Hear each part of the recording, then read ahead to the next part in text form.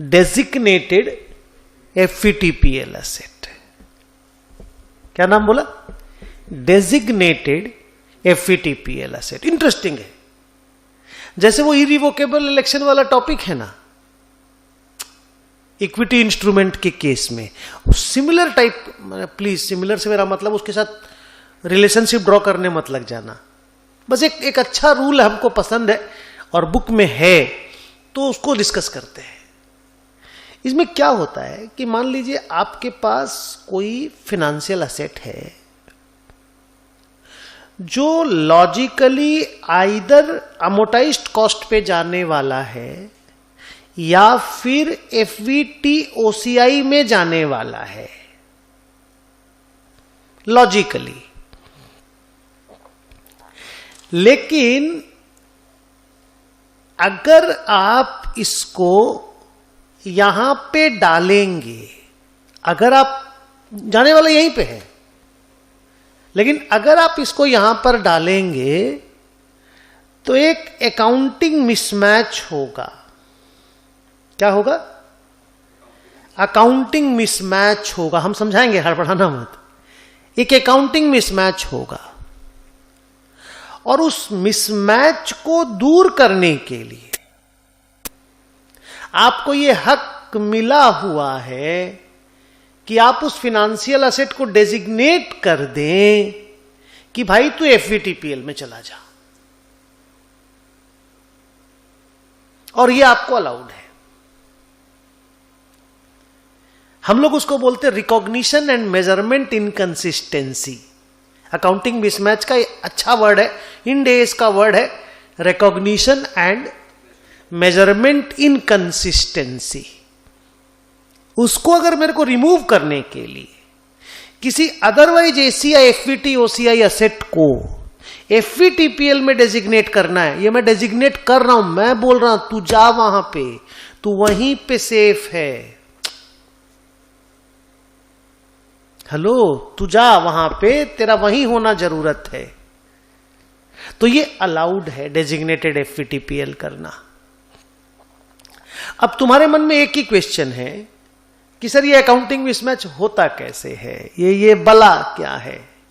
इसको एसएफएम के टीचर लोग पढ़ाते हैं एएलएम, असेट लायबिलिटी मैनेजमेंट। क्या बोलते हैं?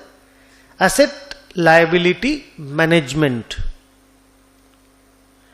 क्या होता है कि मान लो आपके पास कोई लायबिलिटी है, वो आप पेमेंट करोगे तो आपने उसके लिए एक असेट का जुगाड़ करके रखा है, प्लान करके रखा है। लायबिलिटी के लिए असेट प्लान्ड है। अब वो लायबिलिटी मेजर हो रही है मान लीजिए एफवीटीपीएल पे, लेकिन असेट की कैरेक्टरिस्टिक मान लीजिए एफवीटीओसीआई की है।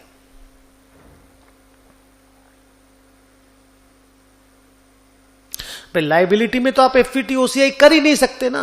लायबिलिटी में तो दो ही ऑप्शन है, एफवीटीपीएल और अमोर्टाइज्ड कॉस्ट। तो आपकी लायबिलिटी एफवीटीपीएल पे मेजर हो रही है और असेट का कैरेक्टरिस्टिक एफवीटीओसीआई का है। तो प्रॉब्लम क्या हो रहा है कि लायबिलिटी का प्रॉफिट लॉस तो पीएल में जा रहा है, ऊपर वाले पीएनएल में, पीएनएल ऊपर वाला बोलता हूं मैं, हाँ, और ओसी माने असेट का पीएनएल ओसीआई को हिट कर रहा है।